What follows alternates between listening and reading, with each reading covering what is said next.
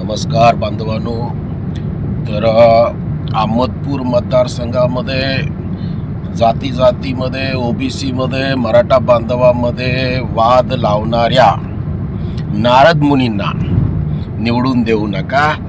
तर नारद मुनी नंबर 1 आहेत गणेश हाके दादा दादा दादा आणि नारद मुनी नंबर 2 आहे विनायकरावजी पाटील पाटील पाटील तुतारी आणि शिट्टे.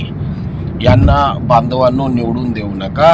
तर बाबासाहेबजी पाटील यांना निवडून द्या, घड्याळाला निवडून द्या.